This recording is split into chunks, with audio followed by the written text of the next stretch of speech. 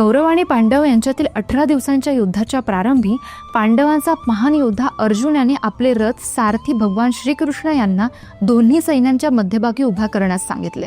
आपल्यासमोर उभे असलेले आजोबा, गुरुजन, चुलते आणि बंधू बांधव पाहून अर्जुनाचे मन शोकाने व्याकुळ झाले. स्वजनांना मारून मिळणाऱ्या विजयापेक्षा भिक्षा मागणे श्रेयस्कर असा विचार करून त्यांनी मोहग्रस्त होऊन आपले गांडीव धनुष्य खाली ठेवले. या अत्यंतिक नैराश्याच्या क्षणी श्रीकृष्ण अर्जुनाला त्याचे मूळ क्षत्रिय धर्म आणि कर्तव्य आठवण करून देतात. हा उपदेश केवळ युद्धभूमीपुरता मर्यादित नव्हता, तर जन्म, मृत्यू, आत्मा अनात्मा, कर्म, भक्ती, ज्ञान आणि परमेश्वर यांसारख्या मानवी अस्तित्वाच्या मूलभूत प्रश्नांवरचे भाष्य होते. युद्धाच्या निमित्ताने विषण्ण झालेल्या मनुष्याला मोक्षप्राप्तीचा आणि निष्काम कर्मयोगाचा मार्ग समजावून सांगणे हाच या दिव्य संवादाचा मुख्य हेतू होता. क्रिएटिव्ह आय प्रोडक्शन्सच्या पुढील अपडेट्स जाणून घेण्यासाठी आमच्या चॅनलला सबस्क्राईब करा व बेल आयकॉन प्रेस करायला अजिबात विसरू नका. धन्यवाद.